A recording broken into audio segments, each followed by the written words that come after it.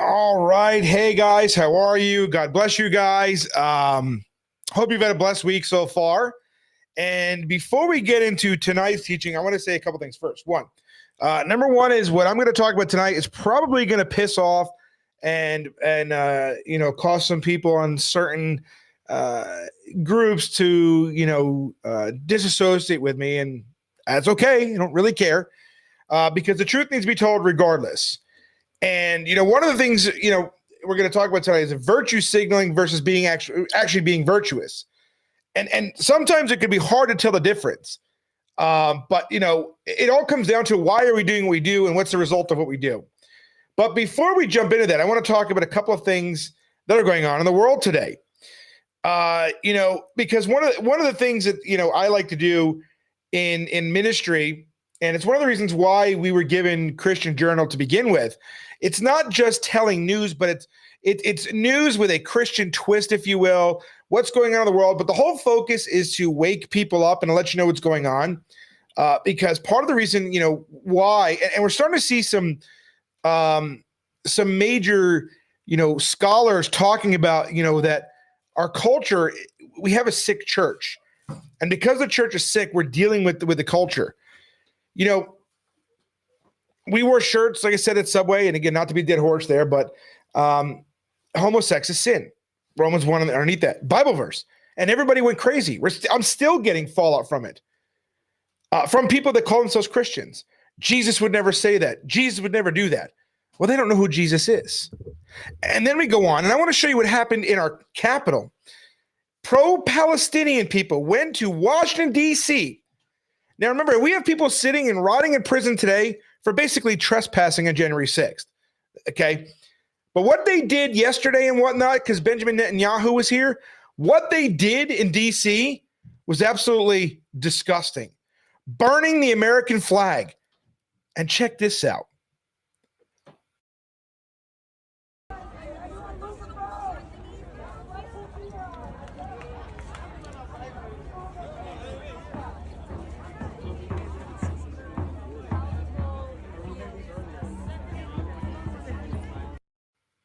Hamas is coming. They vandalized private property, government property. And they're getting away with it. They attacked the police. And again, they're getting away with it. This is the result of appeasement and tolerance to a group of people who are terrorists.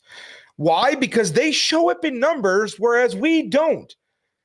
You may have 4 or 5, and God only needs a few of us. But the point is that, you look on social media, you look out in public, and who's got the biggest mouths out there? Who is motivated?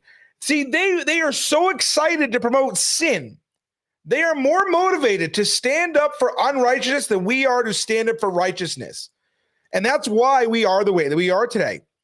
And any church that claims, oh, we stand against this, no, they don't. When you speak things in a church, you're simply virtue signaling to your people there because you know it's the right thing to say or do, but you won't actually do anything about it. There's a difference between being virtuous and virtue signaling, but this is what America has come down to, and we're letting these animals get away with this.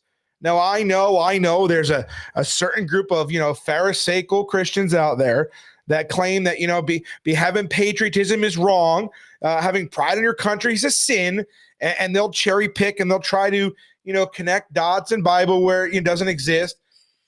But, I was in the military. I served my country because I love my country. At least I did. I miss when I was a kid and people could tell jokes and not be offended and cry or every joke. I miss being able to ride my bike and going, just going out and riding my bike with my friends during the day and coming home when the street lights went off. You can't do that anymore. Tell your kids to go out there, you're likely to be picked up by some drag queen or some homo to be molested or raped. And we're letting this happen. Because we're so concerned with appearing loving that we actually have forgotten what it actually means to be loving.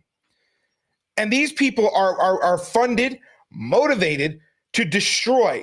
They are of their father, the devil, right? Because all they want to do is kill, steal, and destroy. Imagine they lowered the American flag, burned it, and put up a Hamas Palestinian flag in Washington, D.C. And it took Republicans, the GOP went down, took those flags down and put the American flag back up. No Democrats did it. No Christians did it. Politicians did it. Because again, Christians are so, we want a virtue signal. I don't even do the Pledge of Allegiance. Okay, good for you. What does that mean? Nothing. Nothing. I'm not voting for Trump or Biden because the lesser of two evils is still evil. Oh, good for you, virtue signaling. And I say this because, 4 years ago, when Trump and Biden were running, a lot of Christians say, I'm not voting for Trump because he didn't stop abortion. Well, he's not a dictator. He's not a king. He did what he could do within the purview of his own power. Okay, he stopped funding abortion overseas. None of our money went overseas to abortion. He did what he could with the power he had to take care of that in America. But as soon as Biden got in, what did he do? He restored that funding to murder children overseas. So congratulations, all you people who virtue signaled how awesome you are, how holy you are, but not voting for Trump because you didn't vote for him. And now babies are being butchered overseas again. Congratulations, you got what you wanted. Everybody thinks you're so holy and virtuous. You're better than all of us. We want to go out there and tell people how much God loves them. Remember, I did a video where a guy was at a pride event going to people talking, can I give you a hug, man? Can I pray for you? Since when do we go up and pray for heathen, for reprobates, for sodomites, for people who believe that they're animals? They didn't ask for prayer. They're not repentant. They have no idea who God is. They want nothing to do with God. But again, when you got a camera out there, it looks good to other virtue signaling Christians who have bought into the lie of love, right? As far as the world standards go, because that's all it is. Because you're not doing anything. I pray that God gives you dreams and visions about himself. What? What? Is this really what our faith has been reduced to? And again, when a guy like me comes at her and says this stuff, Christians go, how dare you? That's really the problem. See, Christians, trans Christians, I should say, they're no better than the other side. They're just as snowflakey as the others. They don't want truth any more than the other side does. What, just because you're not sodomizing your friends, you think you're more virtuous than they are? Not necessarily. Half the people that are against sodomy are probably fornicators. There's a lot of people that aren't married that are shacking up, and they think that they're Christian. There are people having babies saying, please pray for us to get pregnant. Oh, look at it. We got pregnant out of wedlock. What a blessing. Are you kidding me? You're attributing God to sin? You're thanking God because you did an act of sin? Are you kidding? Because children are a blessing, but your fornication was not a blessing. The fact is that when two people, a man and a woman, have sexual intercourse, there's a chance they can get pregnant. Not because God put a baby in there, but because you had sex. It's biology. God created biology. God created the process for men and women to procreate and have children. Just because you had sex and a baby doesn't mean God gave you that baby. In some cases, maybe, but not always. If you're in sin, God did not put that baby in your belly. Okay, that's just the truth. And I know, people don't want to talk about that. We don't like to talk about that. But fornication is a sin. If you are fornicating and you do not feel remorse for that fornication, you are going to burn in hellfire for eternity. Just because most people in the world today engage in fornication does not mean it's okay. And you are not righteous, you are not holy, you're not humble by expressing and promoting and endorsing and thanking God for blessing you in your sin. That is heretical. And it's disgusting. But we live in a world today where sin is celebrated and righteousness is condemned. Not just amongst the heathen, but amongst the trans Christian community too. These people are well funded. They put something out there saying we're going out and do this. They will have tens of thousands of dollars in minutes to celebrate and promote sin and lawlessness. No, what's this? No, I got them right here. I forgot to tell. Sorry. Bro. Hi, boo-boo. Right?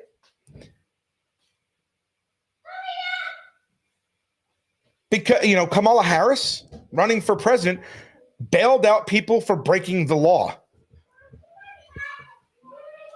Why is it when Christians say we're going out here to preach, it's like pulling teeth from others? But yet some homo Some terrorist supporting scumbag goes out there and says, we're going to go riot in the streets. We're going to go desecrate this. We're going to go burn flags. Here's tens of thousands of dollars. Something is wrong here. This is the result of appeasement and tolerance. Not only that, but so is this.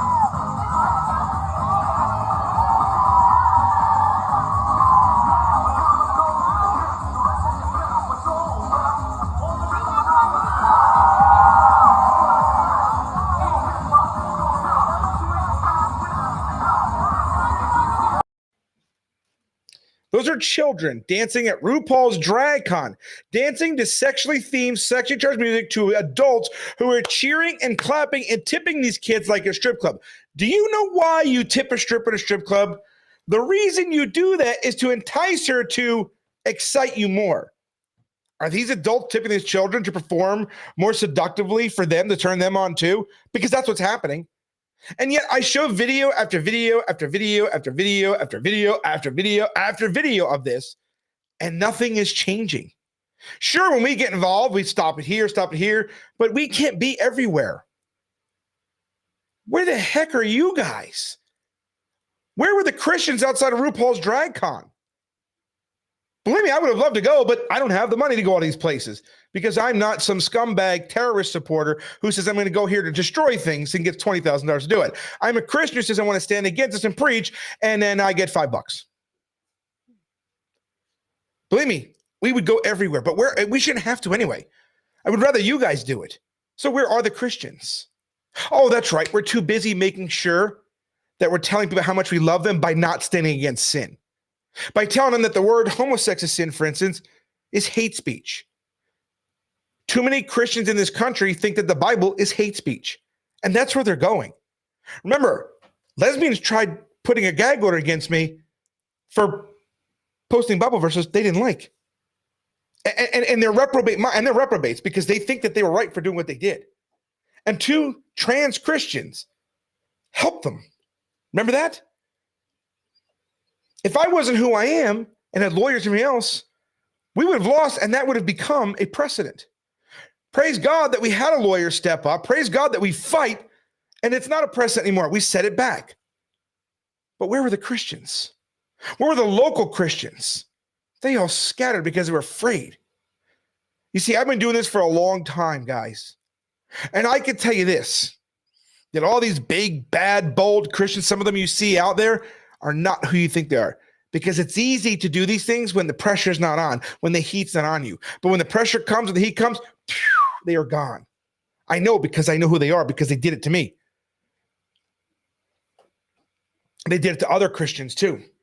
When they needed people, when their brothers and sisters needed them, they were gone. Because again, it's easy to say on Facebook, I don't support abortion. You're not going to get banned for that. But go a little further and see what happens. You see, people want to be influenced. They want to let people know I'm virtuous. They want people to know how righteous they are. They don't actually want to be righteous. They just want people to think they're righteous. And that's why they say and do things to make people think they are, but they're not really. Because if people were as righteous, as virtuous as they say they were, our country would be in a lot better shape than it's in. But it's not. Now, I'm going to play you another clip here. This one is about 6 minutes long.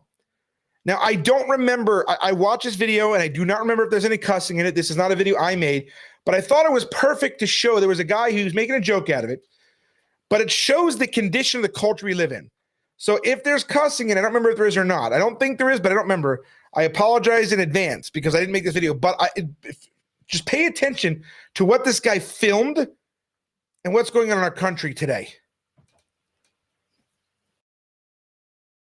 Guys, we are Emily. How are y'all doing?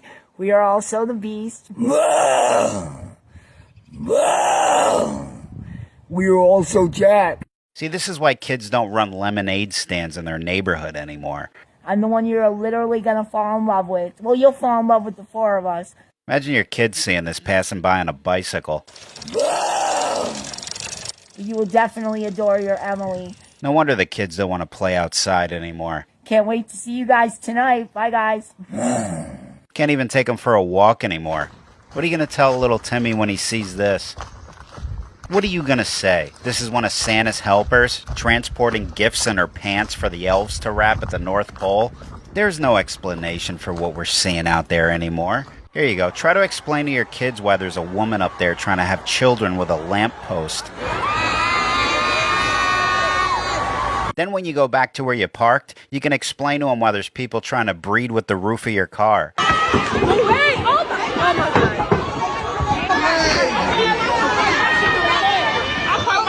Look, this is this guy's life. What a place to live, huh? And we wonder why aliens never talk to us. Even Minnie Mouse is stressed out about what's happening to our country. Oh my God. Oh, hell no, man. What the fuck? We're living in a science fiction movie. Hi, welcome to Sansan Sugar. Hello. Can't even get a cashier at some places now. How do I order? Is it for here to go? For here, please. Look at this. You got to talk to someone on a screen from across the world to order a chicken sandwich at this place. And for the sauce, we have house mustard, house tonkatsu, spicy mayo, and the ranch. Whatever you recommend. Recommend? How would she know? She doesn't even work there. She's in her bedroom 10,000 miles away. Why are we doing this? Can't even go sightseeing anymore without these lemmings knocking into you. Look at her. Almost elbowed this lady in the chest. Doesn't even care. A generation of empty, self-absorbed narcissists. Look at them. It's like an infestation happening. There's got to be some sort of influencer pest control service out there that could do something about this. Look at her. Nearly gets hit by a car and her first reaction is to look at the camera. Doesn't even apologize. Nah, instead she posts this with the caption, "Watch me almost get hit by a car. Ha ha ha ha." The good news is everybody in the comments recognizes what a revolting human being she is. Like this person comments, "Yet you keep doing this when people are making fun of you." And she goes, "Because I don't care. Thanks for commenting and liking my videos." I wonder if she'd care if she was wrapped around a car's radiator. I guess there's only one way for her to find out. Here you go. Here's someone else's daughter.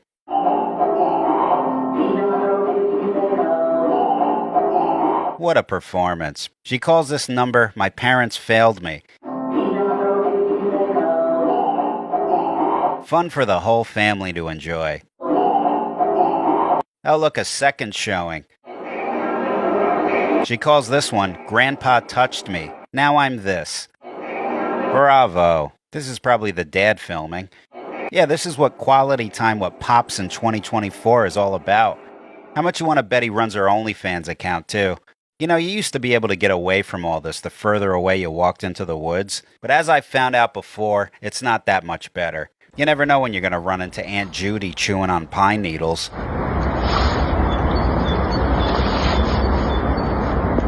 That's always a surprise. Don't forget about the emo peacock lurking around. It was not your fault but mine. It was your heart on the line. Yeah, I've had my run-in with him before. Never know when his backup singer's gonna pop up either. The line of a broken man confused on how to love. I guess all you can do is just walk away. Setting for Ah, damn it. separation, pleading for cooperation from the higher powers out there. Save me from this daily despair. Undone, I am reassessing common bonds that are reflecting higher powers waiting out there. Save me from this daily despair. My skin's dying because you're under it. I'm done lying to myself for this, for all the wonder and believing, man, it's making me weak. All right, you know what? Maybe I'm not going deep enough into the woods.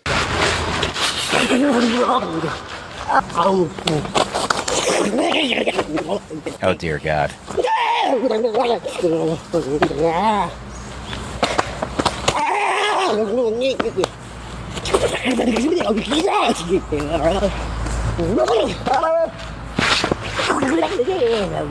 Yep, went too far. Turning back. I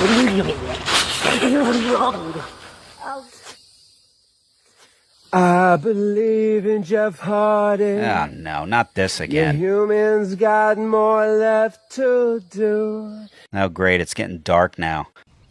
I'm not alone inside a damn it. body I don't know. You know what? I'm just going to find a tree to lay under and go to sleep. I'm exhausted. Ugh, I could only imagine what I'm going to wake up to standing over me. Oh, well, here we go.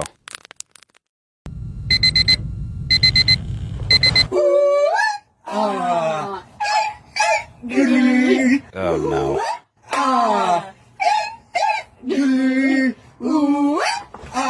Yeah, yeah, it's official. There's no escape. Hi guys, we are Emily. How are y'all doing?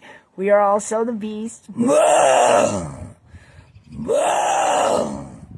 We are also Jack. How's our TikTok fans doing?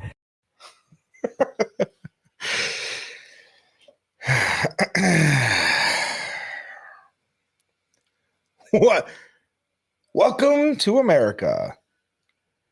And this is the results of appeasement, tolerance, and a sick church. I mean, the emo peacock thought that was funny and all that stuff. But yeah, I mean, the beginning guy, the one that says hi, whatever, I'm the beast, roar, whatever. I mean, come on. I mean, you know, this is the breakdown of our society. I mean, just go on the news and look what they did in DC yesterday more than anything else. This is the same group of people. These are the woke retards who cry over calling them the wrong pronouns, okay? They will literally kill you for calling them the wrong pronoun. They will try to kill you, threaten to kill you over calling them the wrong pronoun. If you call a biological male a male, he is going to get mad. If you tell him to shave her balls, he'll get mad at you and threaten to cry and then say, oh gosh. I mean, it's ridiculous. I mean, we live in a world now where she needs a safe space to shave her balls. That's the world we live in now. We live in a world where men are suing places for not waxing their testicles, that they're going in for pap smears and crying because doctors are saying, I can't give you a pap smear. Your nuts are in the way. And the church just goes, well, we just have to love them. You're loving them straight to hell. Okay? I mean, this is beyond stupid where we are as a country, as a culture. We are sick as a culture. I mean, we are absolutely, I mean, you know, it just doesn't make any sense to me because all these people that are Christian, we love Jesus, You know, the last time I checked, Jesus says, if you love me, you'll obey me.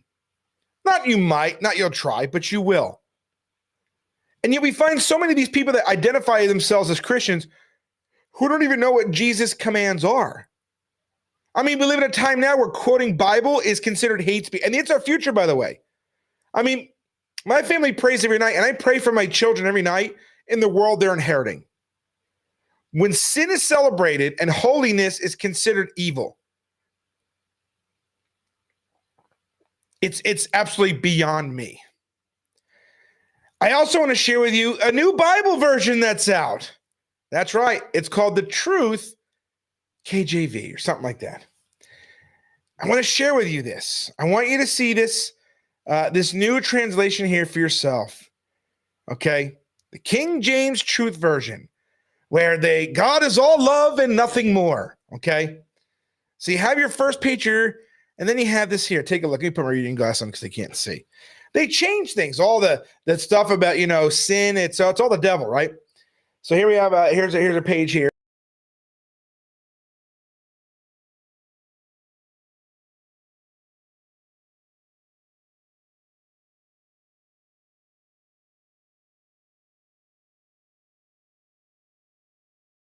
West wind. Hold on, I lost the connection. There it is. And the Lord turned a mighty strong west wind, which took away the locusts and cast them in the Red Sea, where remained not one locust in all the coast of Egypt. But the devil hardened Pharaoh's heart. Huh. The Lord said unto Moses, stretch out thine hand toward heaven and pray because Satan may bring darkness over the land of Egypt. Wow. Here's another page. For Satan will at this time send all order of plagues upon thine heart, and upon thy servants, and upon thy people, and thou mayest know that there is none as evil all the earth. For now Satan will stretch out his hand, that he may smite thee and thy people with pestilence. I wouldn't be surprised if this version shows up in most churches today. It's all about love. And the Lord said unto Moses, go into Pharaoh, for Satan has hardened his heart, and the heart of his servants now. I might shew these signs before him. Moses thought the Lord spake unto him, saying, again, thou shalt say to the children of Israel, whosoever he be of the children of Israel, of the strangers here. Okay, here. I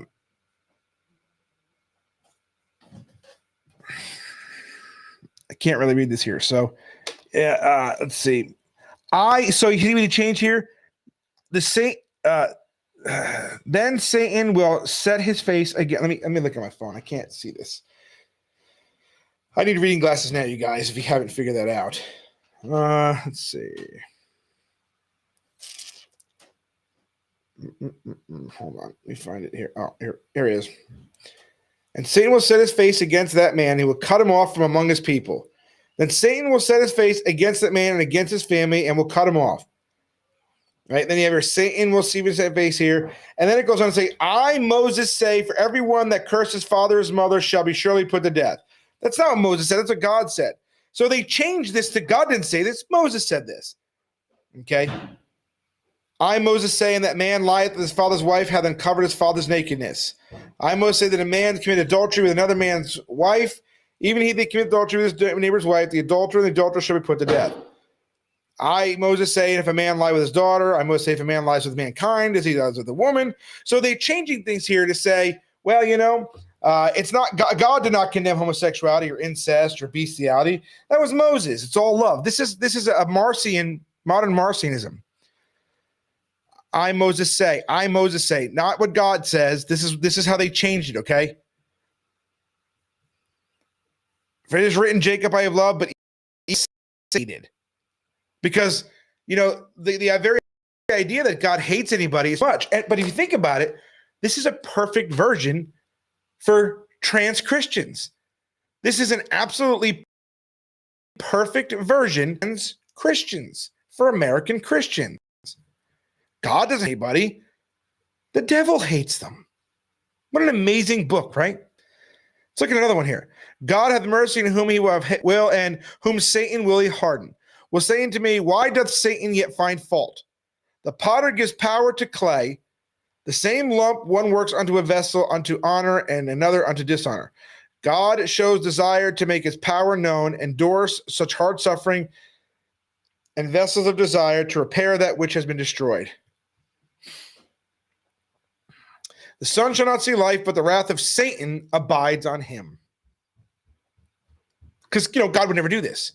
This is an ancient heresy that's being resurrected today. And this is the American church. This is the Bible that the American church would love to have. The truth version, they call it. This is a lie. This is pure Satanism. But the American church would love this, right? Because God is love and nothing more.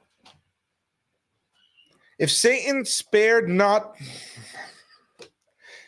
the angels that sinned, but cast them down to hell, delivered them bound in darkness to be guarded in damnation, and spared not the old world, but avoided Noah, the eighth person. I mean, they're calling God Satan.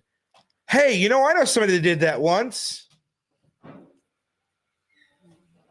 Can't read this, too small for my eyes. God with a loud voice to the four demons. So they change everything, like whether it's destruction or wrath and things like that. They change it all Satan.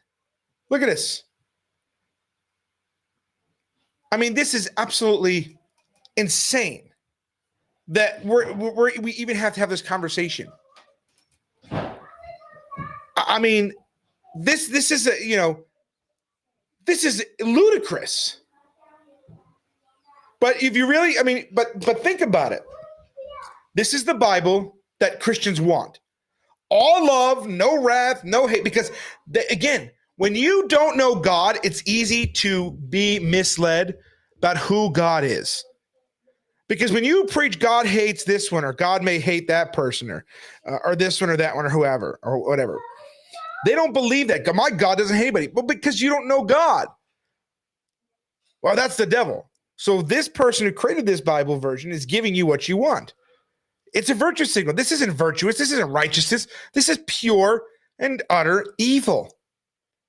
But this would be the Bible of the future. People say, no, the Bible said, because they're too stupid to actually go back and research. Nobody researches anymore. Nobody looks things up anymore. It's all everybody's confused about the word arsenokoitai. It means pederasty. Oh, it means man-boy lover. Oh, it means temple priest. Well, pick one. Which one does it mean? They can't all mean the same thing. But the reality is they don't mean any of those things. It means a man who lies with another male. That's all it means. Okay? Arseno and coitus is where we get the word sex from, coitus from. And arseno means man. I mean, it's not that hard to figure out, but when people don't study, it's easy to be misled. Or somebody say, hey, I'm a scholar of the Bible. The scholar of the Bible label means nothing because who gave you that? Where'd you get your degree from? There are Mormon scholars who don't know anything about the Bible. They only know what Mormons teach them, but they're considered scholars. You want to shut this door? Thanks, honey. It's Abel. But here we are. For our last new Bible version, let's look at the new Gen Z Bible, okay? This was given to somebody at Crossroads Church, okay? Here's what the Gen Z Bible says. God's got your back and you're blessed among women, no doubt. Mary was hella confused and troubled by what the angel said, wondering what kind of greeting this was supposed to be, But the angel's like, chill, Mary. No need to freak out. God totally digs you. You're in his good books, girl. And listen up, Mary, you're going to get pregnant and have a son. You're going to name him Jesus. Yeah, that's right. Yo, this dude's going to be lit. He's going to be called the Son of the Highest, and the Lord God is going to hook him up with his pops David throne.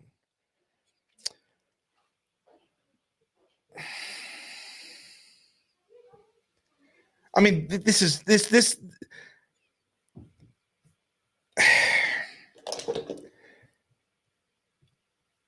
We're letting this happen. You understand this, right? Like, we're letting this happen. Now, again, I share this with you tonight, and I'm sure people are going to go, hey, did you see this or this? But 2 weeks from now, nobody's going to remember this because that's what Christians are. The pro-Palestinian, the pro-abortion. I mean, people will give money and they will travel and do all kinds of things to help people murder their babies.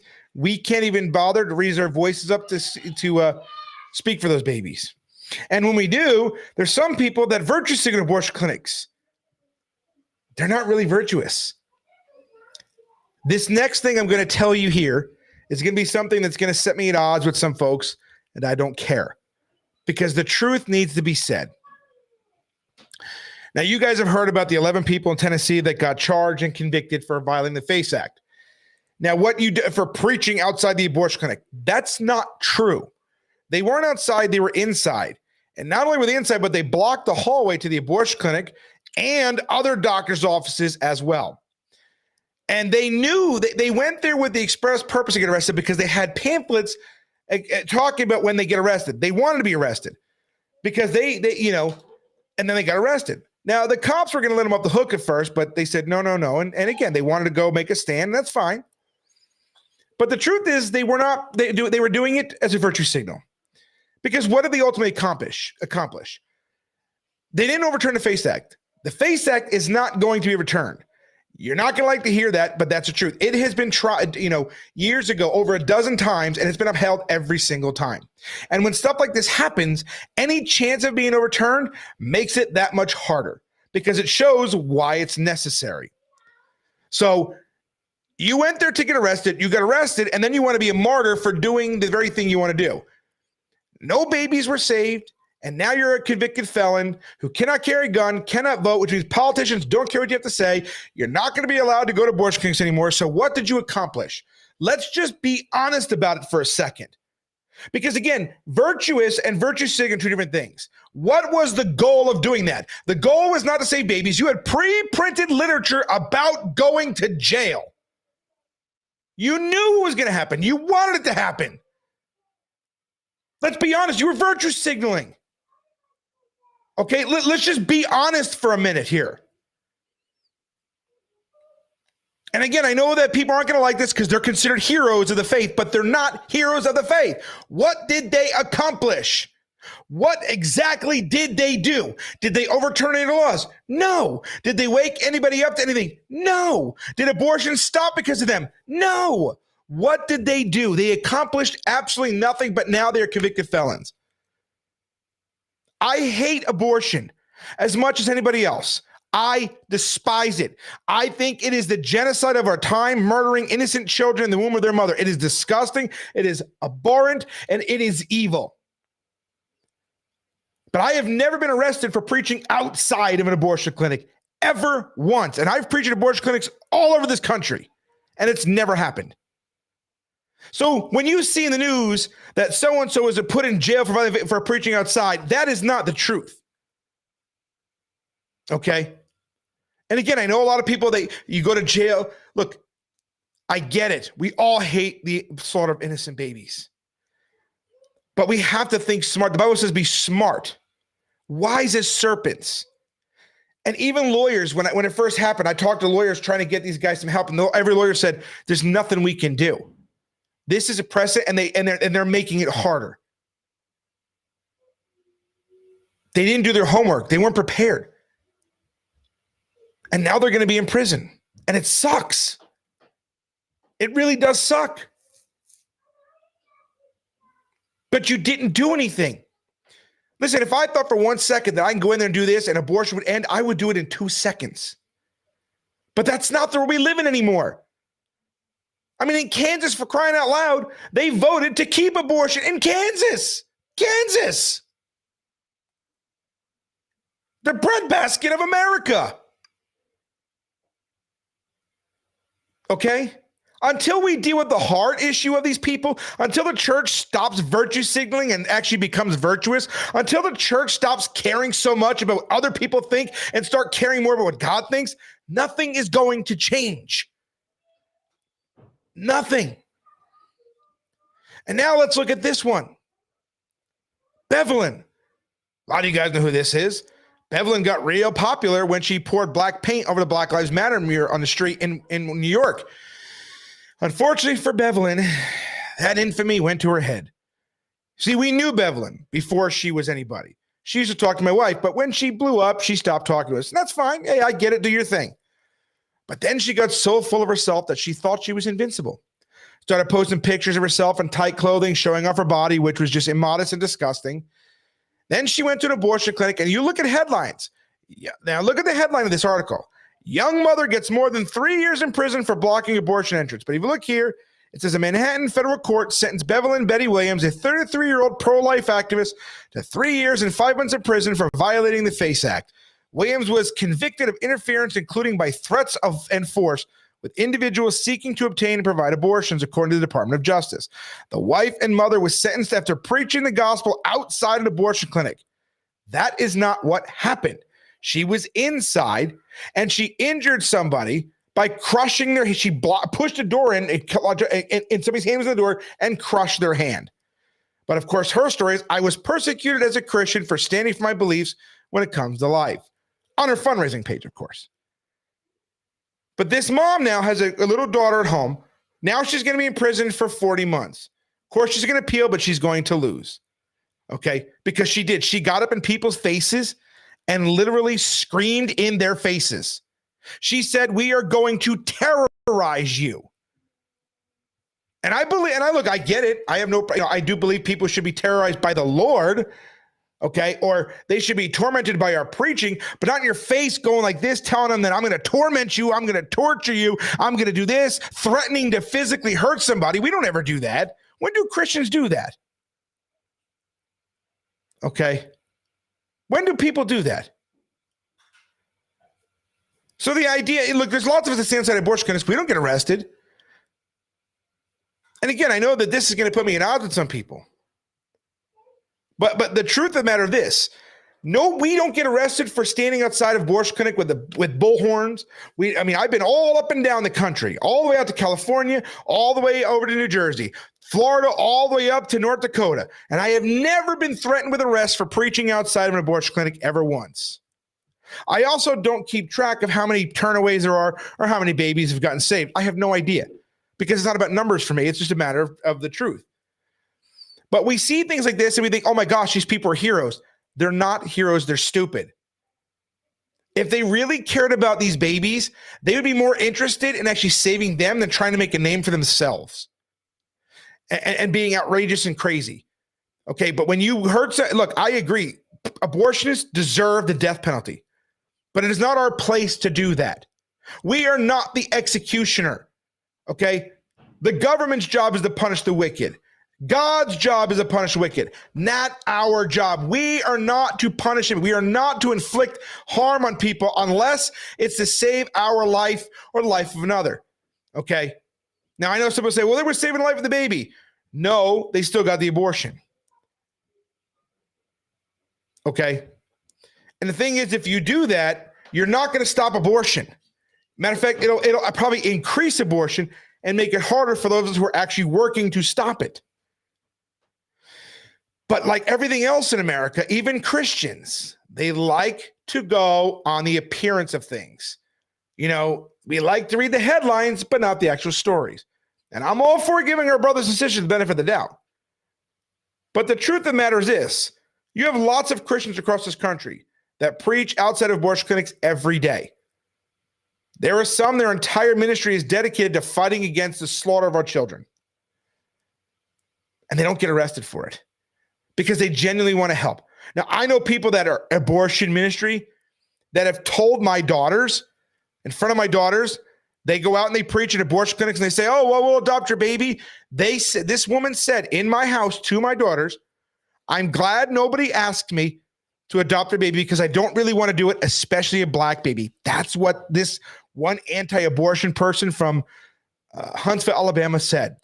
This woman single-handedly destroyed the entire abortion ministry down there because she cared more about her virtue signaling than she did about the babies. And Bevelin, let's be honest. The only reason Bevelin got popular is because she's a black woman. I know nobody wants to say it, but we all want to make sure, hey, look at this, you know. That's what I mean, because look, her mouth was not very clean. Go look a picture of her when she posted these tight outfits, skimpy, it's disgusting. The only reason people support her because she was a black woman and it was a virtue signal to say, see, I'm friends with this person. I'm not a racist. That's the truth. No one wants to talk, but it is the truth. If you're friends with somebody just because of the color of skin, so you could say, look, I'm not a racist. You are a racist. And you're virtue signaling. Okay. And I get it. Like I said, I know that, you know, AHA is going to hate me for this because, again, anybody who they consider Paul Hill a martyr for shooting and killing an abortion doctor. But what did they accomplish? That doctor's not killing babies, but that clinic is still killing babies. So you did not achieve the objective of stopping the murder of babies. And now Paul Hill can't save any more babies because he's dead. And he's probably in hell for being a murderer. Believe me, I wish there were things we could do. I really do. You know, I wish more than anything else that there were things we could actually do. But aside from standing outside the abortion clinic and being there and preaching and speaking the truth and trying to reach this person, there's not a whole lot we can do. We could talk to lawmakers. We can do all these things. We can do all of that. Yes, I know she did falsely prophesy, so she's a false prophet too. Again, but nobody remembers this stuff. All these people that said Trump was going to win in 2020 and it didn't happen, she was one of them. You're absolutely right. I remember that. Greg Locke was one. He doubled down on it. And we just kind of dismiss these are false prophets. And if you're a false prophet, God is not with you. And that's why these things happen. There are atheists that don't support abortion too, you know, but that doesn't mean they're saved. It doesn't mean they're Christians. It just means that they don't agree with abortion.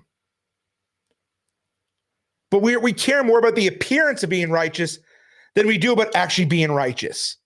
And social media gives us that way of doing that.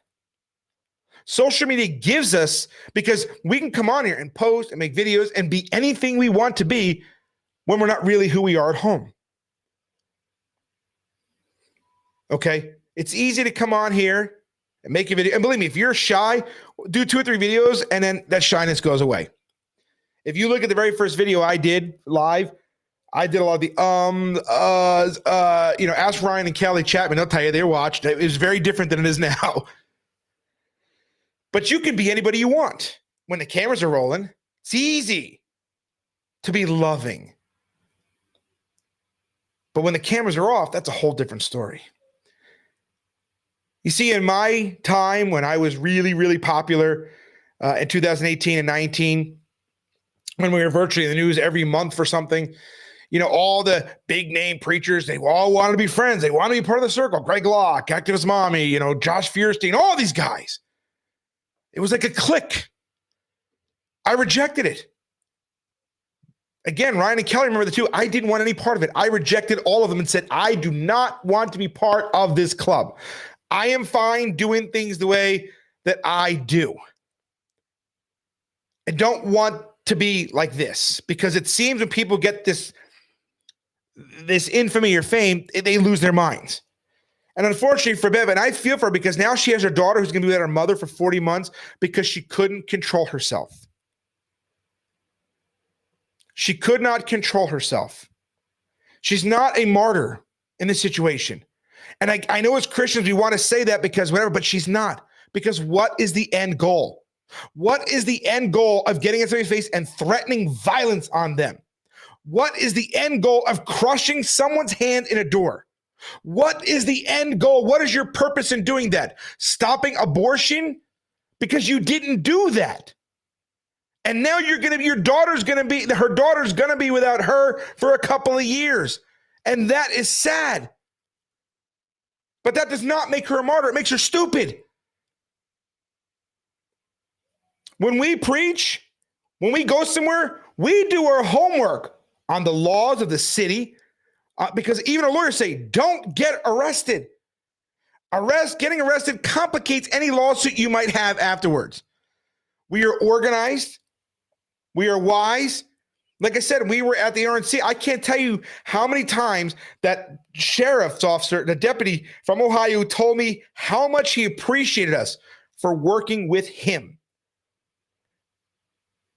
And I know some Christians say, no, I'm not doing this. And maybe you don't have to. But you know what? A little bit of grace, a little bit of mercy goes a long way. You have good rapport because that police officer is now going to know who we are. And we have a good rapport with them now. And he knows we're out there to cause trouble. Where some Christians say, I'm not going to put my bullhorn down. I'm not doing that. It's my right. Okay, fine. But you come off as a jerk. And the cops are going to remember that. We have to be wise. We have to be smart about how we do things. Because our objective isn't just to make a video for YouTube. Our objective shouldn't just be so we can say, hey guys, I'm so-and-so and I'm here. Look at me, watch my videos, blah, blah, blah, blah. Yes, I want people to watch your videos, but I want people to watch my videos not to watch me. I want people to watch your videos, number one, to see what's going on out there, and number two, to learn, educate, and maybe get fired up to do it themselves. Like I said, we were at the RNC.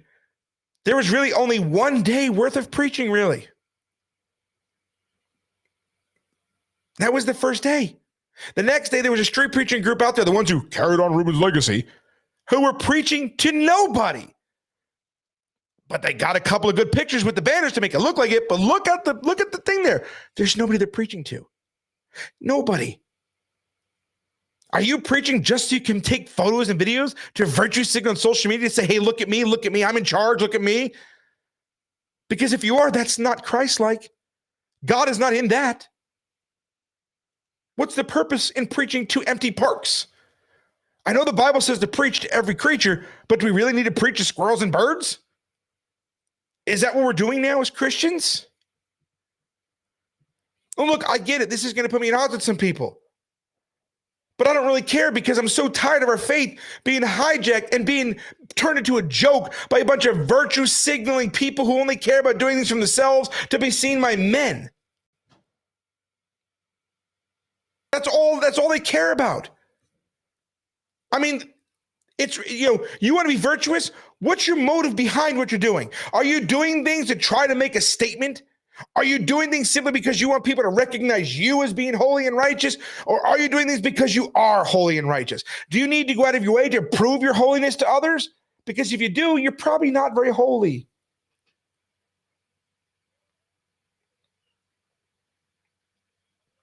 I'm not a Greg Locke. I'm not a what's his name? Joel Osteen. I'm not these guys. But you know what? I may not have millions and millions and millions of dollars and millions and millions and millions. I don't have a mega church. No one's going to come fill an NBA stadium to listen to me preach. But you know what? And I'm not saying this to be whatever, but I have done more in just the last year ministry than Joel Osteen has done his entire ministry career, or Greg Locke has ever done. I mean, we literally changed laws. We stopped child traffickers. We've taken out how many pedophiles from the schools in Oklahoma. And I'm a nobody when it comes, I mean, what? Because I make YouTube videos? Whoop-de-doo. What does that mean in the big scheme of things? Nothing. If I didn't have YouTube, I'd still do what I do anyway. I don't really care. I'll use this while I have it. But I'm just thankful that God is using a schmuck like me to do this stuff. That's all I care about. And I just want others to do it too, because I actually care about whether people go to heaven or hell. I actually care whether babies live or die. I actually care about people being harmed or not harmed. Which for some people might sound a little weird, because I do say that homosexuals are worthy of capital punishment, and they are.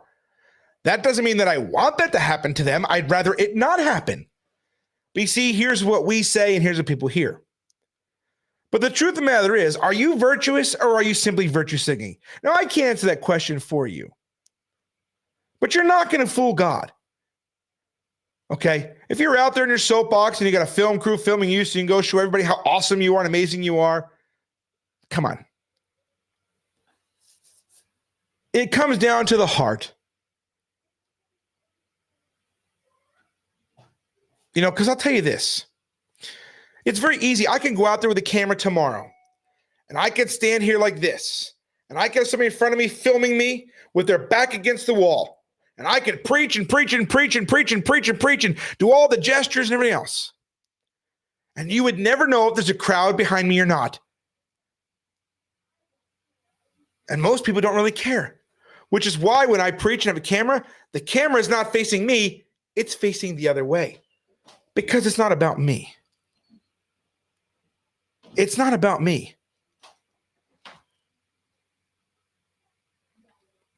Our country, our world is in serious, serious, serious decline. And the one entity on this earth that has the ability to deal with it and fix it doesn't seem to really want to do it.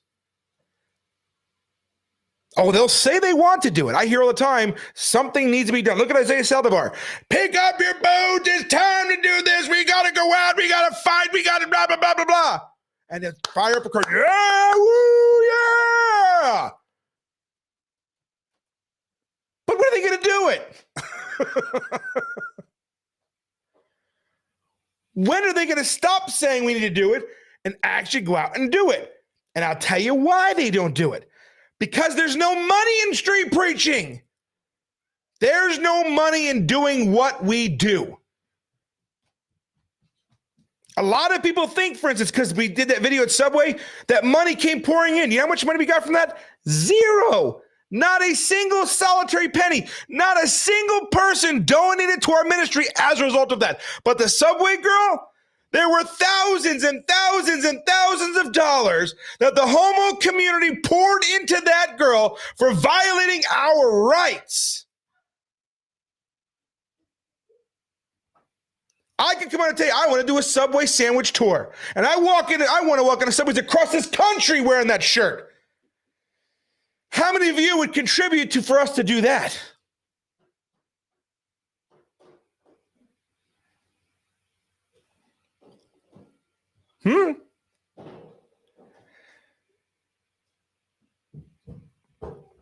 Just saying.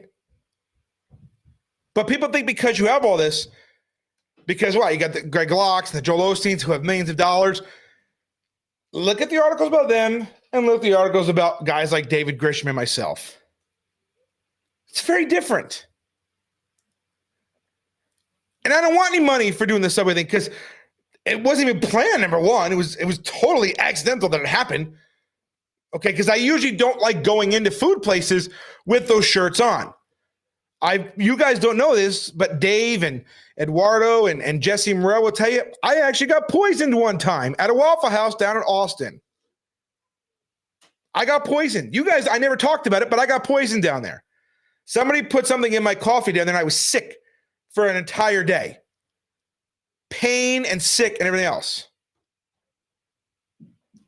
Okay, so I usually don't like, unless it's like a buffet, I usually don't wear those clothes into restaurants for that reason. I made that mistake once, and I'm not doing that ever again. So we went to, but Subway, they were like, oh no, you can see them do it. They can't do anything because it's through glass, you can watch. I'm like, oh, okay. So I didn't even want to go in there because they're afraid they're like spitting it or something. So it's not like we did things on purpose to try to stir it up. It was just a t-shirt. I see all kinds of t-shirts I think are disgusting. I see people walking around with t-shirts that say, I eat ASS on them in front of children. They don't get thrown out of Subway sandwiches for that. They don't get thrown anywhere for that. But say homosex is sin, bam, you're out. If you do not support sodomy, you will not be allowed to engage in commerce.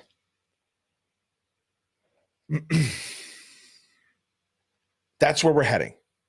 And the church is going to go right along with it because after all, it's about love, right? Saying homosex is sin is not loving. Jesus would never do that because they want a virtue signal. They don't actually care about speaking to. And the thing is, for me, I count it as a blessing. You know, somebody on my TikTok was like, oh, the comments didn't go the way you want them to. Look at this. You only got like 200 likes and like 5,000 negative comments. Well, yeah, the Bible kind of says that's exactly what's supposed to happen if you're doing it right. It says everyone is going to hate you. And they pretty much do. And that's the way it's supposed to be. And believe me, I'm going to tell you this. It's not fun being hated. As much as some of you think it is, it's not fun being hated by everybody. It's not a great feeling knowing that everybody hates you, that I can't even tell people where we are right now because of what might happen to me and my family. I can't even, you know what I mean? It's, you know, people think just because, oh, look, Rich is in the news. There's a cost to that and most people don't get. It's not fun for me. You know, I would rather be home with my wife, who I love dearly, my children, who I adore. I would rather be here with them than worry about being possibly martyred by some rectum-ripping, fecal-feasting pervert. You think I want to die out there? You think I want to be martyred? Of course, I want to be here with my wife and children. If God came in today and said, Rich, you can stay here with your family a little bit longer or come home to me, I would stay here. Because I'll go anyway at some point. But there's a lot of work to be done here. I don't want anything to happen to me. I don't want to go to jail. I'm not going to do things so I purposely get arrested just so I can say, guys, I'm a victim now. I was put in jail. Look, I've been to jail. I was put in jail, remember, for outing Shermy the pervy out there in Tennessee?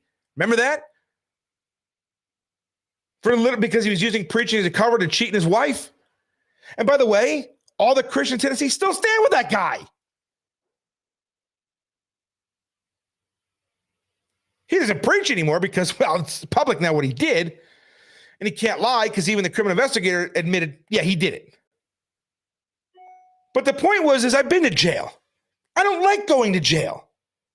And I know American jails aren't like Mexican jails. I don't care. I still don't want to go to jail. But the threat of jail doesn't stop me from preaching. But I'm not going to go out of my way to try to get there, if that makes sense. I'm not going to go out of my way to try to be martyred. I will try to avoid it if I can. But again, the threat or the fear of being martyred isn't going to stop me from doing what I do. And it shouldn't stop you either. The threat of being hated by being mobbed and attacked and threatened and harassed and stalked and having your personal property destroyed It sucks, but it shouldn't stop you or deter you.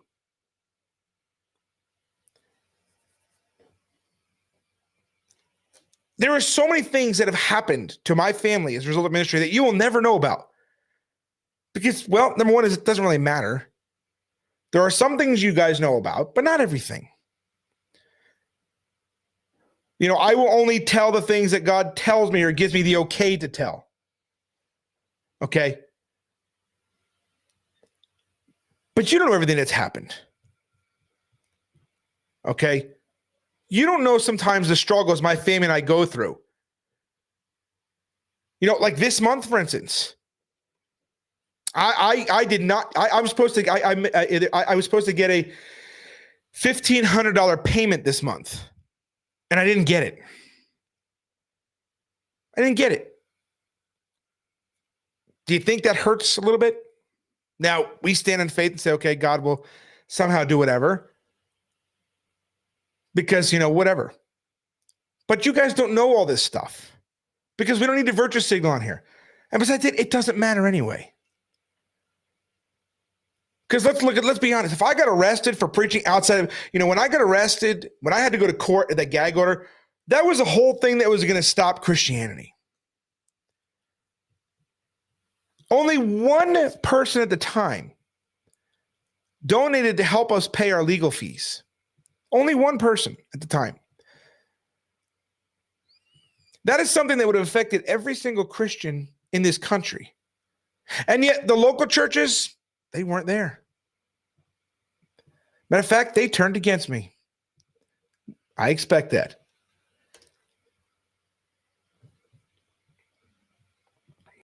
But that's the point. This isn't about coming out and going, guys, I'm such a victim. Listen, if I do something stupid and something happens as a result of it, that's my fault. If I get arrested because I did something stupid, that's on me. Okay? That would be on me if I did something stupid and got arrested. If I did something that I knew God was not involved in it and didn't go the way I expected it to go, then again, that's on me. But again, I'm not going to do things just so I can make a nice YouTube video. I'm not going to do things so I can make a GoFundMe. Just say, guys, I desperately need a lawyer for this. If I need a lawyer, it's because I really need a lawyer. Okay? Not because I'm good at whatever. I'm just saying. But we should preach without worrying about what's going to happen to us. But not because we want to be famous, not because we want to be influencers. I mean, I showed you the video before what it takes to be an influencer. Dancing in public like a moron. Not caring what's going on around you. Eating Tide Pods or jumping out of cars for crying out loud. Is that the kind of influencer you want to be? Because that's the only way it seems to get famous in America anymore. I will never stoop to that level, and I will never do that. And if you're the kind of Christian that cares more about fame than you do about or trying to make a name for yourself versus actually trying to get things done, then there's other ministries for you. Now, I didn't plan on talking myself at all this because I really wanted to show how America, because again, I hear people all the time, we went to the pride event and led 1,000 homosexuals to Christ. No, you did not. Those make for great videos, and Christians are suckers. Yes, Reuben had a rapport with police. Nobody was better with police than Reuben Israel. Reuben Israel was the magnificent when it came to dealing with police officers.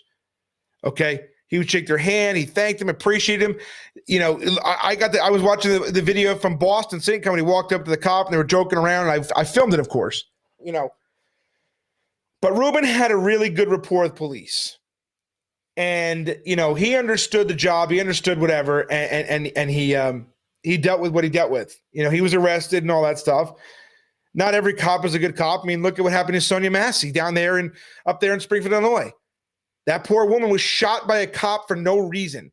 And my guess is, honestly, he shot her because she was a black woman. But again, we've been conditioned in this country. We're almost a police state. If a police officer comes up to you and says, give me your ID, most of us just hand it over. And I've always been an advocate, just give it to them to get it done with.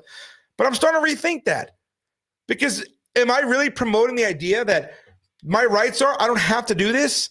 Unless you suspect me of a crime, an articulatable, what's the crime? There's got to be reasonable, articulatable, evidence to suggest that I might have committed a crime. If there is none, then I do not have to ID myself to you. That's not me trying to be a jerk or hide anything. That's my right as an American citizen. Okay? But that woman, Sonia Massey, again, the cops asked her for ID. Nobody called the police on her. They were there because she thought somebody was prowling outside of her house. And she got shot for it. Because of, anyway. I just want Christians to obey Jesus. That's my prayer. I just want people to stop worrying about what man thinks, to stop worrying about trying to get a following on Facebook. You know what? If you do, great. But here's the thing. When you do, a lot of people, when you get that, they become beholden to that following and they change. Listen, I've been deplatformed on every single major platform, with the exception of Rumble and that. That's the only one I have not been deplatformed on. I'm still here and I haven't changed one bit. Because who cares? We use these platforms, we have them, but we're not beholden to them. We should all be the same way. Because again, when you keep the fight on social media where the devil controls things, where the enemy controls the flow of information, when you keep the fight on there, you're going to lose because they're the ones who decide what love is, what hate is, right? Facebook says if you say homosexuality is a sin, that's hate speech. That is not hate speech. That's actually love speech. You're trying to warn people of the dangers of that sin. But Facebook, YouTube, and all these people, they say it's hate speech. The homos say it's hate speech. If you call a person with a penis and testicles a man, you will be, who thinks he's a woman, you will be called a hater. You will be called a terrorist. You'll be called a Nazi. And Christians, they don't like being called Nazis. They don't want to be called a hater. I'm not a hater. I'm loving. It's because most Christians don't know what it means to love your neighbor. Most Christians don't know what it means to be loving or to be hateful or to be hated. They don't know what it means. Most Christians today in America don't want to be hated. They want to be loved. They want to be adored. They want to be seen as the good guy by people who hate good. And until that changes, we're doomed. We have a fight in Texas, Dave talked about last night, of a woman who, she's alive. Her eyes move, she responds. They want to take her feeding tube out and kill her because it's more convenient to do that. Just like Terry Schiavo. There's no value in human life anymore. Do you have any idea how horrible a death it is to starve and die from dehydration and starvation? It is a terrible, horrible way to go. But we have to legislate these things now. The only way you're pulling the plug on me is if I'm brain dead, and there's no way to come out of it. Other than that, leave me alone. We can't legislate morality. Yes, we can. We legislate morality all the time. Is murder illegal? Yes. Then we legislate morality.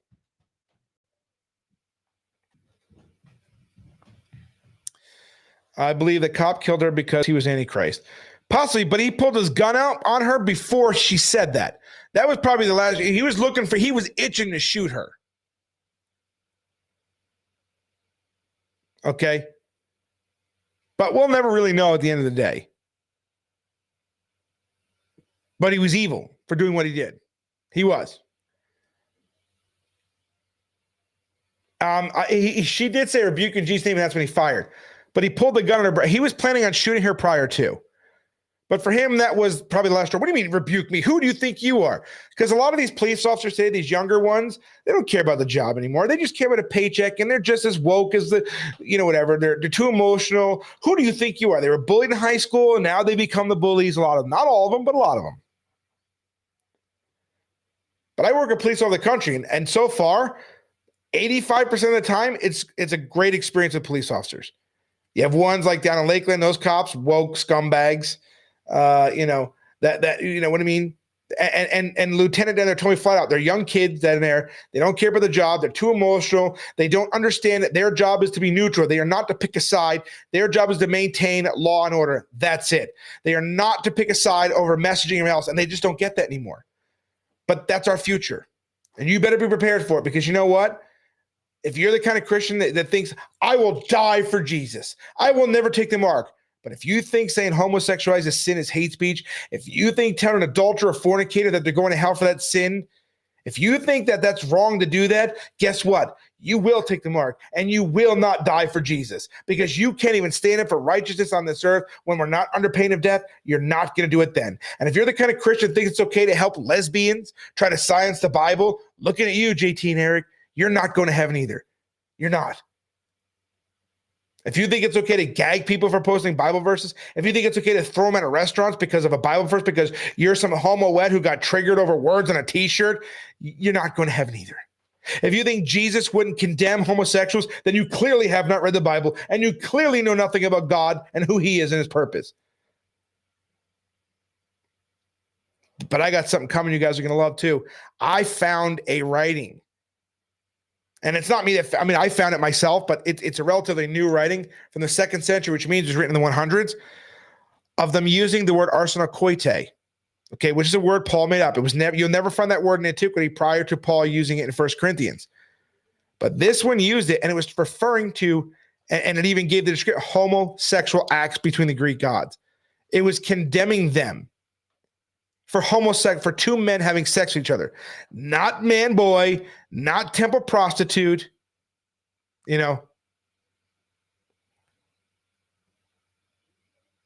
Just saying.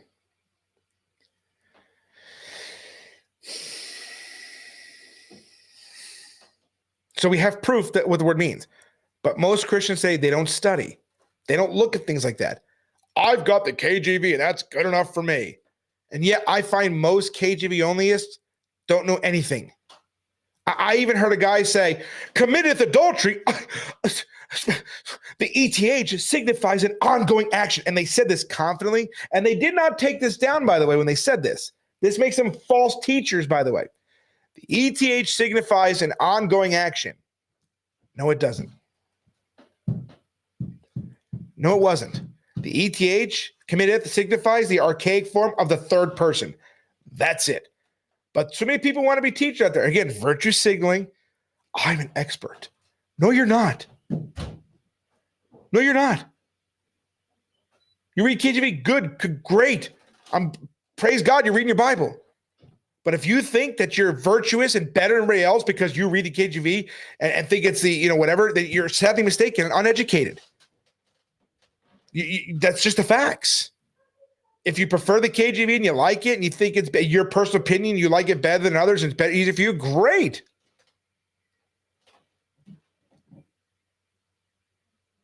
Great.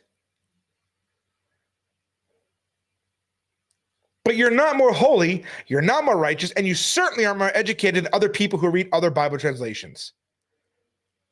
Stop virtue signaling. We do things from the motivation of wanting people saved and to stand against evil, to stop the spread of evil, to protect children, to protect life. That is what we're supposed to do. You shouldn't care about smoke and mirrors. Shouldn't care about any of that. We use them when they're available to us to expose evil, but it shouldn't be about, guys, watch me. Let's take a picture of me preaching at the wall.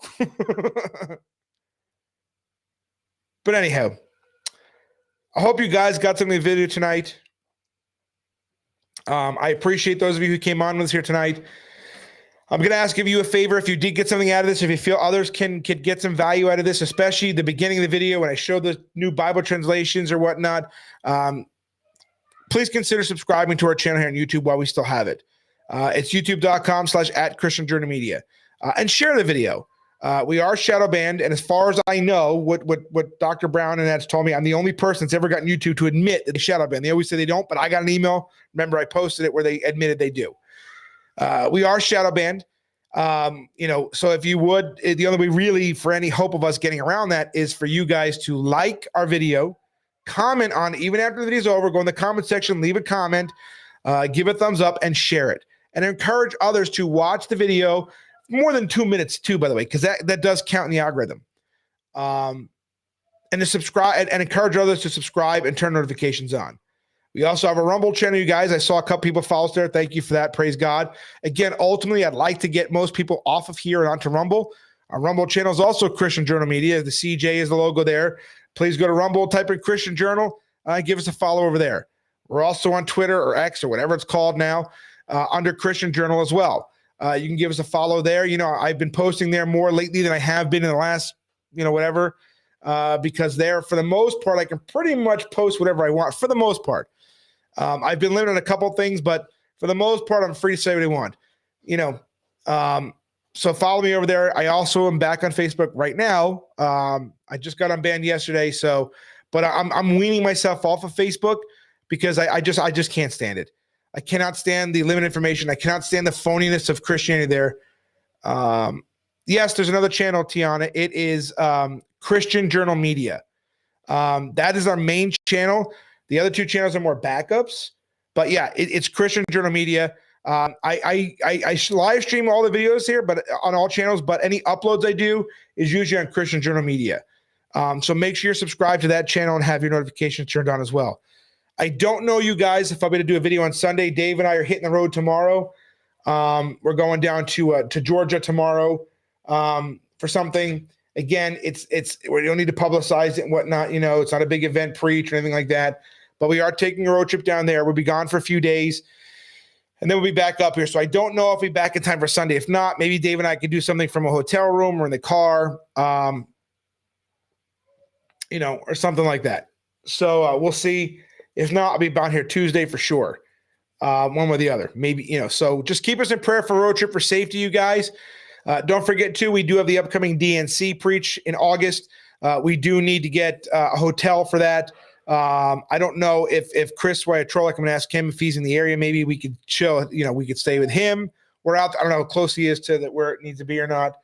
So I'll reach out to him. If you're in Illinois and you want to put up a couple of street preachers and you're near, we want to be an hour away from Chicago.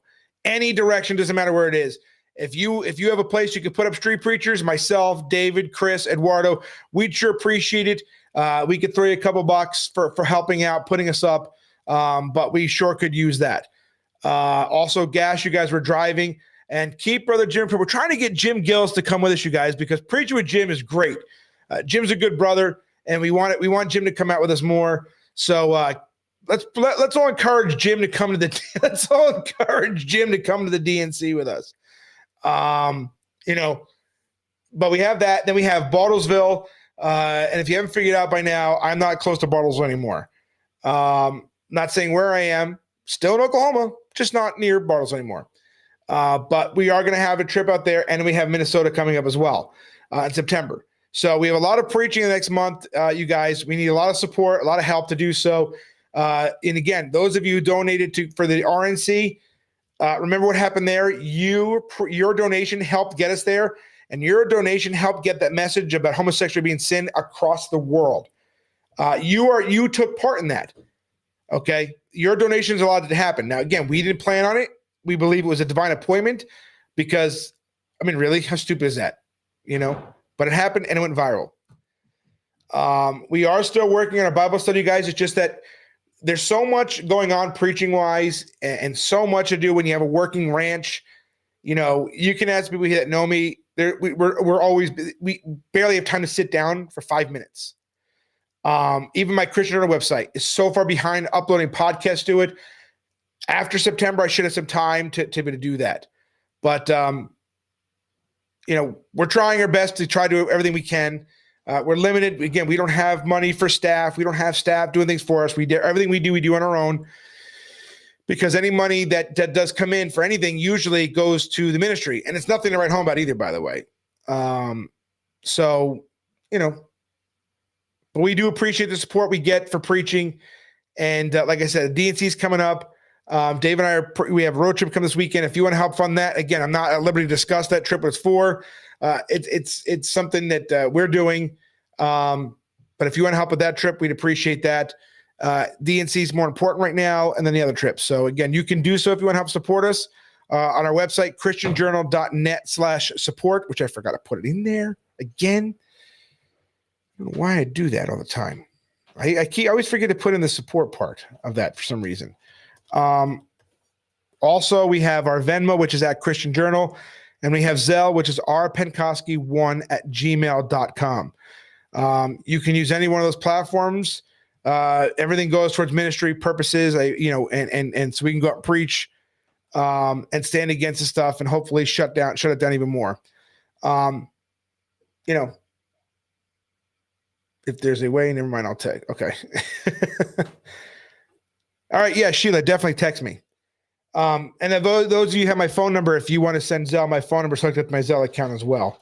So you can do that if you want. So it's christianjournal.net/support. Zelle, which is rpenkoski1@gmail. It's in the description and it's at the bottom of the video right down here. But more importantly, again, subscribe to our YouTube channel, Rumble channels, and Twitter. Twitter and Rumble. And again, by this time next year, I'd like to be completely on those platforms instead of these ones here, because at least there we have some freedom to speak, whereas here we're not so much. So if you don't have Twitter, X, I recommend getting an account there. I know it's on a social media platform, but you know what? We do have some liberty there. And Rumble, the same thing. Rumble, we have liberty there as well. When we're shadow banned, when we're banned here, when they get strikes and they say you can't do videos for 7 days or whatnot, we will be on Rumble. We simulcast all these things there. So make sure you follow us there. And again, thank you so much for joining me tonight. I appreciate it. Keep us in prayers. We travel starting tomorrow. And then, I'll keep you abreast of what's going on there. But other than that, hopefully I'll see you guys Sunday. If not, I will see you Tuesday. Have a blessed weekend. Again, pray about it. Have God open doors for you and everything else, and get out there and stand up against evil. Stand up for righteous snake. Don't just be a virtue signaler. Actually be virtuous. Obey Jesus and do what he says. Love you guys. God bless you guys. I'll see you guys either Sunday or Tuesday. I would like to address some of you upcoming street preachers. You have to understand, you're not going to be a pulpit preacher. You're not going to preach in very nice places. As a matter of fact, where God will send you, it's going to be a little bit dirty. Unfortunately, most ministers see their flock dressed nice, looking nice, smelling nice on Sunday, but we see them from Monday through Saturday at any given place. And so that flock is a mess. And you have to understand, when you preach open air, it's not going to be glamorous. Unfortunately, God's going to send you into the filth, the wickedness. You're going to understand why, even at one point, God resented even making mankind. And so you need to count the cost. There's nothing glamorous. There's nothing wonderful and beautiful. It's not, you can forget about being a missionary to Hawaii. If you're going to be an open-air preacher, your hands are going to get dirty, because the field that you're going to plow is filthy. You're going to look at sin in a whole different way. As a matter of fact, if you're a good street preacher, you're going to hate sin. You're going to despise sin. You're not just going to dislike it. You're going to understand why God destroyed Sodom and Gomorrah, and why God destroyed the world with water and flood. And so if you're a young open-air preacher, this is what you're going to have to look up to. This is going to be the field in which you're going to be plowing in. And you need to rejoice in that. And understand, you're going to be hated, despised, and jailed working in a place like this. Because one day, I'm going to die. And I'm going to be with the Lord. And all this will be yours.